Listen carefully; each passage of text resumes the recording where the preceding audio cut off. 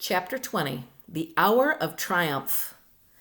"Special announcement," said the loudspeaker in a pompous voice. "The management of the fair takes great pleasure in presenting Mr. Homer L. Zuckerman and his famous pig. The truck bearing this extraordinary animal is now approaching the infield. Kindly stand back and give the truck room to proceed.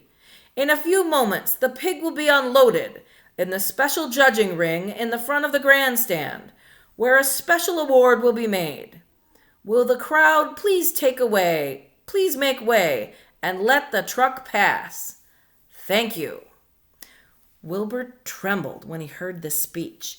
He felt happy but dizzy. The truck crept along slowly in low speed. Crowds of people surrounded it, and Mr. Arabelle had to drive very carefully in order not to run over anyone. At last he managed to reach the judges' stand. Avery jumped out and lowered the tailgate. "I'm scared to death," whispered Mrs. Zuckerman. "Hundreds of people are looking at us." "Cheer up," replied Mrs. Arabelle. "This is fun." "Unload your pig, please," said the loudspeaker. "All together now, boys," said Mr. Zuckerman. Several men stepped forward from the crowd to help lift the crate. Avery was the busiest helper of all.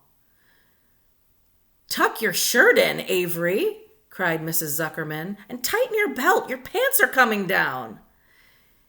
"Can't you see I'm busy?" replied Avery in disgust. "Look," cried Fern, pointing. "There's Henry." "Don't shout, Fern," said her mother, "and don't point." "Can I please have some money?" asked Fern. "Henry invited me to go on the Ferris wheel again, only I don't think he has any money left. He ran out of money." Mrs. Arabelle opened her handbag. "Here," she said. "Here's 40 cents. Now don't get lost, and be back at our regular meeting place by the pig pen very soon." Fern raced off, ducking and dodging through the crowd in search of Henry. "The Zuckerman pig is now being taken from his crate," boomed the voice on the loudspeaker. "Stand by for an announcement." Templeton crouched under the straw at the bottom of the crate. "What a lot of nonsense," muttered the rat. "What a lot of fuss about nothing."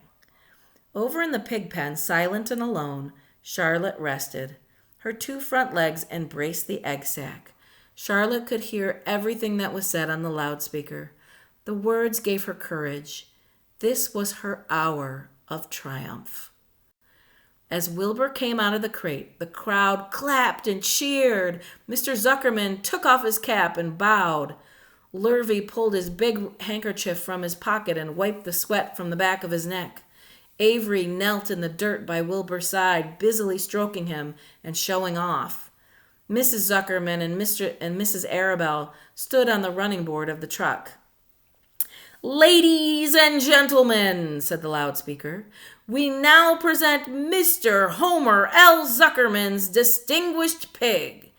The fame of this unique animal has spread to the far corners of the earth, attracting many valuable tourists to our great state. Many of you will recall that never-to-be-forgotten day last summer when the writing appeared mysteriously on the spider's web in Mr. Zuckerman's barn, calling the attention of all and sundry to the fact that this pig was completely out of the ordinary. This miracle has never been fully explained, although learned men have visited the Zuckerman pig pen to study and observe the phenomenon. In the last analysis, we simply know that we are dealing with supernatural forces here, and we should all feel proud and grateful. In the words of the spider's web, ladies and gentlemen, this is some pig." Wilbur blushed. He stood perfectly still and tried to look his best. "This magnificent animal," continued the loudspeaker, "is truly terrific. Look at him, ladies and gentlemen. Note the smoothness and whiteness of the coat. Observe the spotless skin, the healthy pink glow of the ears and snout." "It's the buttermilk," whispered Mrs. Arabelle to Mrs. Zuckerman. "Note the general radiance of this animal. Then remember the day when the word radiant appeared clearly on the web. Whence came this mysterious writing?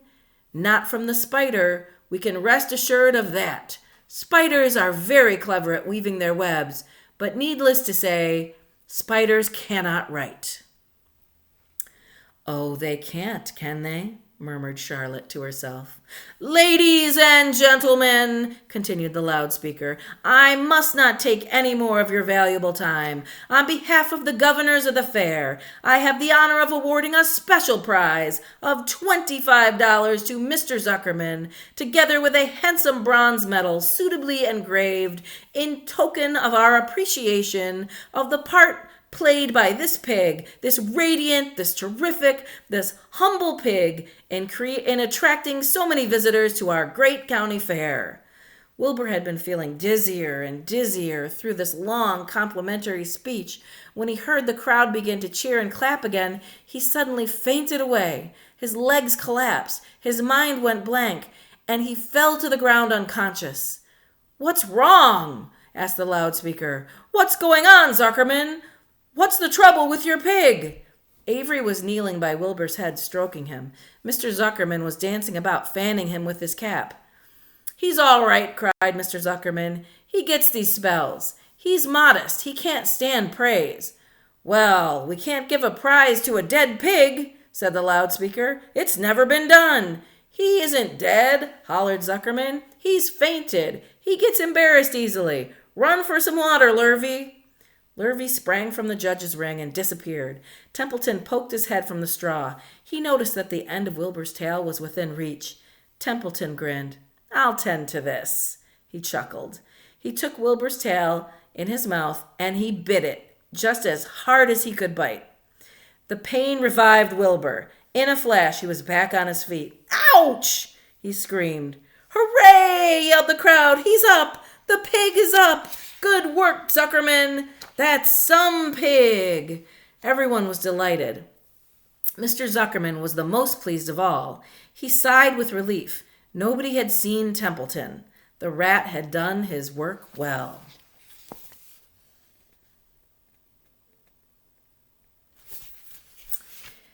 And now one of the judges climbed into the ring with the prizes. He handed Mr. Zuckerman 2 $10 bills and a $5 bill. Then he tied the medal around Wilbur's neck. Then he shook hands with Mr. Zuckerman while Wilbur blushed. Avery put out his hand and the judge shook hands with him too. The crowd cheered. A photographer took Wilbur's picture. A great feeling of happiness swept over the Zuckermans and the Arabelles. This was the greatest moment in Mr. Zuckerman's life. It is deeply satisfying to win a prize in front of a lot of people. As Wilbur was being shoved back into the crate, Lurvy came charging through the crowd, carrying a pail of water. His eyes had a wild look. Without hesitating a second, he dashed the water at Wilbur. In his excitement, he missed his aim, and the water splashed all over Mr. Zuckerman and Avery. They got soaking wet. "For goodness sakes," bellowed Mr. Zuckerman, who was really drenched. "What ails you, Lurvy? Can't you see the pig is all right?" "You asked for water," said Lurvy meekly. "I didn't ask for a shower bath," said Mr. Zuckerman. The crowd roared with laughter. Finally, Mr. Zuckerman had to laugh too. And of course, Avery was tickled to find himself so wet, and he immediately started to act like a clown.